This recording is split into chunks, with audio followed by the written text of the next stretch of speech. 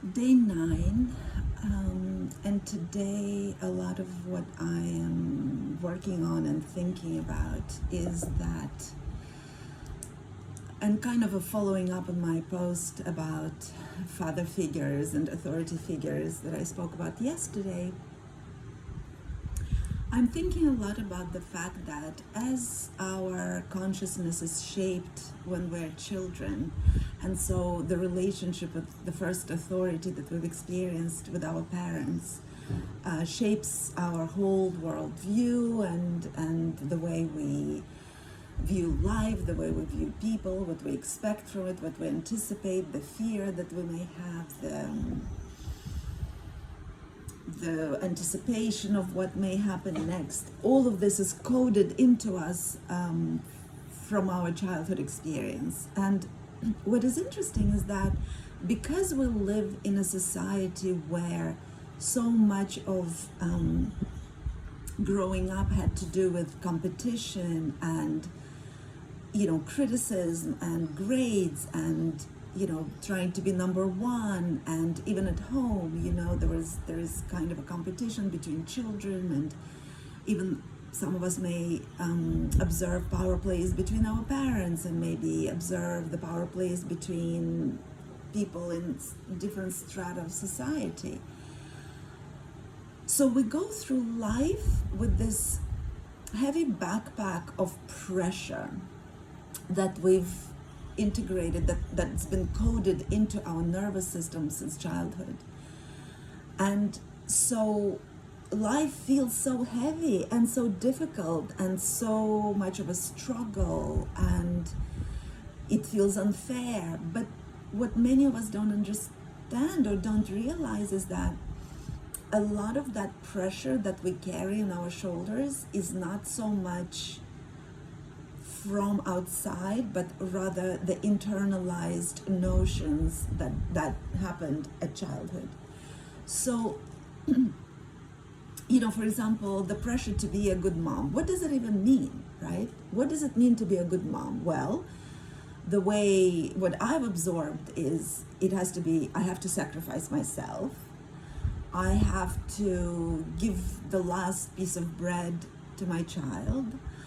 I have to neglect my own needs and definitely put the needs of others before mine, etc., etc. So I remember that as I was starting to become an observer of my own process, the pressure that I've realized, the pressure that I felt from being a parent of 3 people was so unbearable at times that I just couldn't. I felt that I couldn't go on. I felt so broken and burdened by that pressure. And I still feel it sometimes. And then there is all kinds of other pressure, right? Even besides mothering. Pressure, what it means to be a woman, what it means to be a woman of 55, what it means to be a human being of 55 in our society, what I should have achieved by that age. And then all of us who are not fitting into that completely haphazard, completely unnatural standard, because there isn't such a thing as one size fits all, and we all have very different talents and capabilities and desires and preferences and proclivities. So what happens is we go through this life under pressure, in criticism, constantly feeling that we are failing. It puts so much suffering. We're constantly in so much suffering. At least this is how I frequently find myself. But then when I think about it, the pressure is not real. The pressure is only there if we assume the rules that were imposed on us. If we agree that a woman at 55 should look like this and shouldn't look like this, and if she looks like this, then she's failed, or she's letting herself go, or if you're a man of a certain age, you should have already achieved this and that. And it's just becoming increasingly difficult in this constantly changing world, post-pandemic, or still going through pandemic, to satisfy that very arbitrary standard of what a good person, of what a successful person means. And also a lot of it has to do with, how much money we have. And then how much money, we have, so much of it is completely out of our control. So there is just so much pressure that we succumb to that is not real. And this is what's actually very interesting for me to work on now, is I catch myself bending under pressure of certain expectations, until I realize that, well, what if I step out of that box? What if I take myself out of that box and all those expectations? And it's not easy, right? Because of course, when I allow myself to step out of the box, then the people who are in my life, who are still adhering to the standard that was imposed on us, they think I'm crazy, or they think I'm wrong, or my way of doing things is crazy or stupid or dangerous or reckless or irresponsible. So that, of course, brings me back to, all of my critical inner voices. Am I making the right decision? Is it okay if I step out of the box? Am I sure that I want to give myself permission to do this or that? So it's not easy. It's really not easy. But I feel that increasingly, what causes so much suffering is not really from outside. It feels as if it's from outside, but it actually is from our own pressure. It's from our own it's from our own assuming all the pressures and all the expectations. It's, if we allow ourselves to get out of the box, we step out of the pressure. In fact, what I've been also noticing is that, as I've mentioned before, I had a series of conversations with my mom that were not very rewarding, let's say. She was quite mean and unfair, I found. But what was interesting is that at some point, from all the pain that it caused me, I also felt almost a kind of liberation.